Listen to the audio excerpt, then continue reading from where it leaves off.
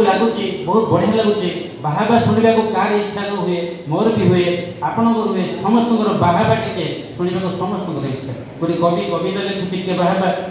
प्रबोधना शुणा प्रशंसा साउंडा बहुत इच्छा से आम लिखुचे समस्त पढ़ुचे न तो आम लिखिक चाबी पकई ट्रंक रखते कहीं लिखुचे तो से आमर टे इच्छा से इच्छा होची सब कविता गोटे आसर में आज पढ़ा जा सब कविता जे कविता नुहे ताबली जे कोना कविता लेखा छाड़ीदेला आम से रहा किंतु ताबली जे सब कविता कविता नुहे ताले भल कविता कौन भल कविता कहले मु कहे छलनाहीन कविता मु कहे भल कविता हूँ छलनाहीन कविता सी छेड़ी चराड़ी भीम भई हो पंचम श्रेणी ऊर्ध्व को जाइन गंगाधर हो कि आईएएस ऑफिसर थी रमाकांत रथ हो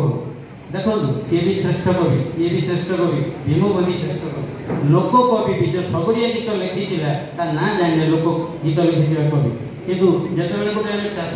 खेत में गोटे स्त्री लोक आ गोटे स्त्री लोक को कहूँ स्त्री लोक तोर स्वामीटा कड़ा लो से कहूँ मदरंगा साग राईटा मोर कड़ा मच मच भईटा केते सुंदर लगुच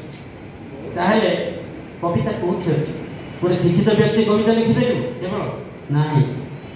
सेमती आम कहीपर तेणु बेले बेले बहुत शिक्षित लोक कविता लिखिपार बेले बेले बहुत मूर्ख लोक भी आम जहाँ मूर्ख भावुचे एजुकेशन रिकॉर्ड भावुचे अनुष्ठान शिक्षा हासिल करें भी सी बढ़िया गीत लिखी ना कर आम कवितार गोटे पारामीटर ना कौटा भल कविता बाछीदेवा तो से कविता हूँ गोटे अनेस्टी रहा दरकार गोटे छला ना रहा कथा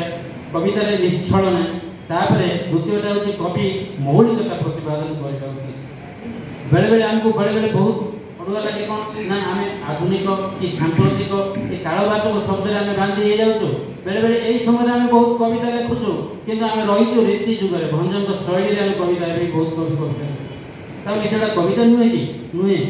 कविता किंतु कथा हूँ कौन मौलिकता अच्छी से प्रश्न उठे आम ना कह पड़ो भंज जहाँ लिखि सारी पृष्ठा पृष्ठा हजार हजार से समय अभिमन्यु लिखी भाया लिखिकी आम कौन पाइबा मौलिकता प्रतिपादन करें